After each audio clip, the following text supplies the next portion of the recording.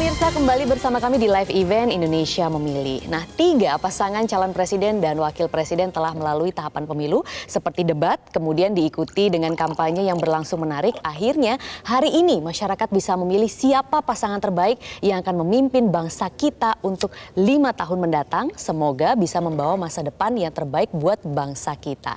Tapi kalau teh terbaik ya memang selalu ada di pucuknya.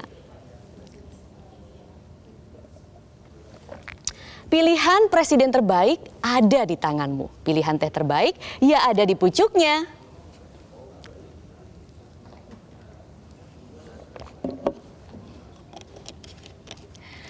Baik pemirsa, kita akan melihat ini ada sejumlah informasi dari Komisi Pemilihan Umum yang terus melakukan pemutakhiran data masuk suara pemilu 2024. Nah, untuk informasi selengkapnya kita akan bergabung dengan reporter Ruth Dio langsung dari ruang rekapitulasi suara pemilu 2024 di gedung KPU RI. Ya Dio, sudah berapa banyak rekapitulasi suara yang telah masuk ke data KPU? Iya, selamat siang Maria dan juga pemirsa. Mungkin perlu dikoreksi sedikit bahwa sampai saat ini kami teman-teman media masih belum bisa memasuki area penghitungan suara ataupun tempat rekapitulasi yang berada di lantai 2 gedung KPU Republik Indonesia. Karena sampai saat ini kami juga menunggu konfirmasi dan juga izin dari komisioner KPU karena memang ketika kami awak media yang akan meliput di lantai 2 ataupun tempat rekapitulasi suara calon presiden dan juga wakil presiden 2024 ini memang harus atas seizin komisioner dan juga didampingi oleh komisioner KPU Republik Indonesia. Maka sejak pagi sampai dengan siang ini pukul 11.26 waktu Indonesia Barat kami awak media masih belum bisa masuk dan mengetahui secara langsung bagaimana proses penghitungan suara di lantai 2 gedung KPU RI. Namun memang jika kami tidak bisa melihat langsung bagaimana prosesnya, kami teman-teman media dan juga seluruh masyarakat Indonesia juga masih dapat terus melihat dan juga memantau proses rekapitulasi yang sudah dipublish ataupun diumumkan melalui website pemilu2024.kpu.go.id. Sampai dengan hari ini 16 Februari 2024 atau data terakhir yang diupdate oleh KPU per pukul 11 siang waktu Indonesia Barat, ada sebanyak total dari TPS presentasinya itu 51,28% TPS yang sudah mengirimkan ataupun mengunggah hasil formulir C1 melalui aplikasi Sirekap. Dan dari apa yang sudah diunggah oleh petugas KPPS ke aplikasi ataupun ke dalam website Sirekap ini, ditemukan hasil bahwa memang sampai dengan hari ini 16 Februari pasangan nomor urut 2 Prabowo Subianto dan juga Gibran Raka Buming Raka masih unggul di urutan nomor 1 yaitu dengan perolehan suara sebesar 56,85%. Untuk urutan terbanyak kedua masih dipimpin oleh Anies Baswedan dan juga Muhaimin Iskandar dengan persentase sebanyak 25,15%. Dan di urutan ketiga yaitu diduduki oleh paslon nomor urut 3 Ganjar Pranowo dan juga Mahfud MD sebesar 18%. Jika melihat dari persentase ataupun rekapitulasi dari website KPU ini memang tidak jauh berbeda dengan hasil quick count yang sudah dilakukan oleh sejumlah lembaga survei terkait yang mereka lakukan pada tanggal atau hari H 14 Februari 2024 atau pada saat hari pemungutan suara.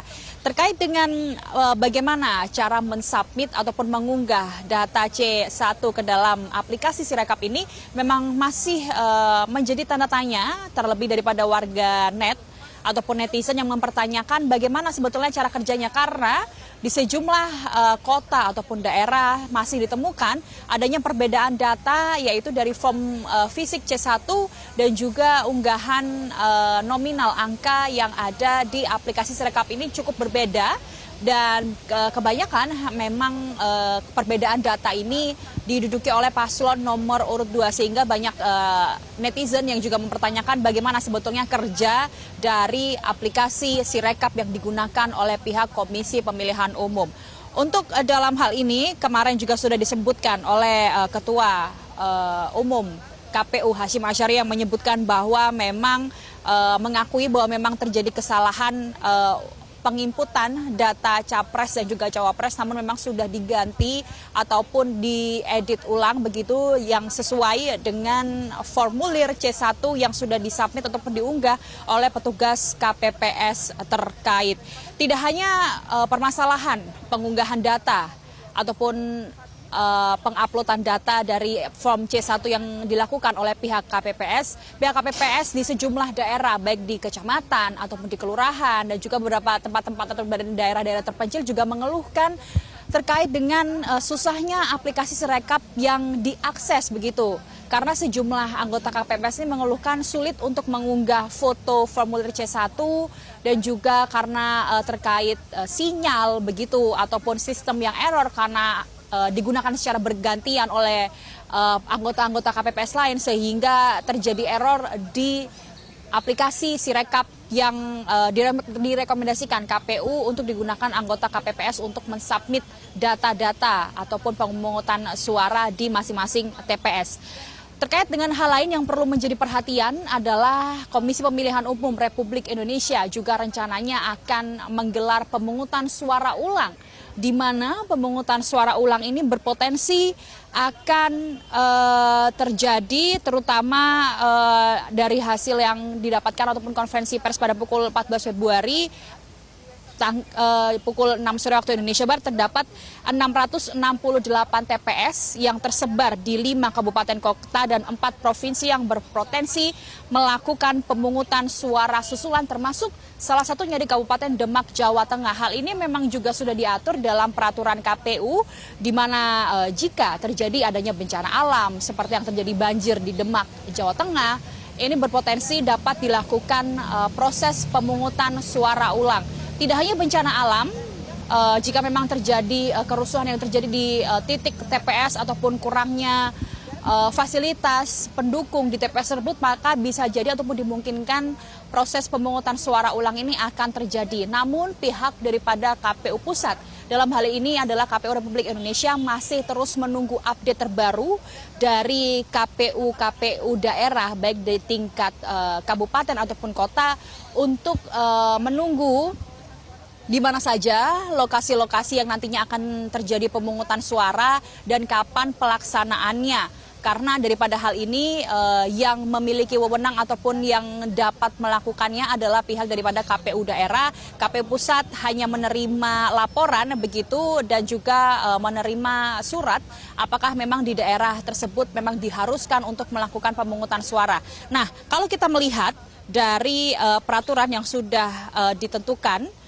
bahwa memang pemungutan suara ulang ini setidaknya harus dilakukan paling lama 10 hari setelah tanggal pemungutan suara 14 Februari kemarin. Sehingga jika melihat tanggal 10 hari ini selambat-lambatnya akan dilakukan pada tanggal 24 Februari 2024. Sampai saat ini kami juga masih menunggu bagaimana update terbaru dari gedung KPU RI karena memang sampai saat ini informasi terbarunya kami juga masih menanti informasi dari para komisioner KPU yang sekarang sedang berada di gedung KPU RI.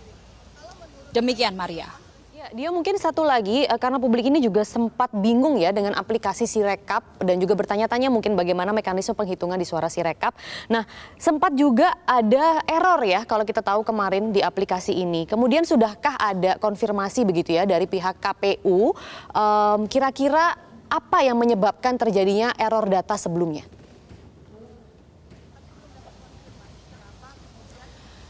Iya, Maria dan juga pemirsa, memang sampai saat ini memang kami masih menunggu terkait dengan apa sebetulnya yang menyebabkan error dari aplikasi Sirekap ini yang sempat menimbulkan keramaian di publik terutama di media sosial X begitu. Karena dari informasi yang kami dapatkan juga dan juga informasi yang kami himpun memang sejumlah anggota KPPS ini mengeluhkan adanya sistem error dan juga kesulitan mengunggah foto-foto hasil formulir C1 baik itu untuk pemilihan calon presiden dan juga calon wakil presiden dan juga menyetorkan data untuk anggota legislatif baik di tingkat DPR RI, DPD, DPRD kota dan juga DPRD kabupaten. Jika memang melihat karena memang aplikasi Sirekap ini adalah rekomendasi dari KPU, maka bisa dimungkinkan bahwa error yang terjadi ini karena di waktu yang sama anggota KPPS ini mengunggah sejumlah data begitu, sehingga karena banyaknya antrian sehingga aplikasi Sirekap ini terjadi error pada saat penggunaannya. Demikian Maria yang bisa kami laporkan dari lokasi, kembali ke Anda di studio. Baik, Rutdio, terima kasih untuk informasi dan laporannya. Jelajahi cara baru mendapatkan informasi. Download Metro TV Extend sekarang.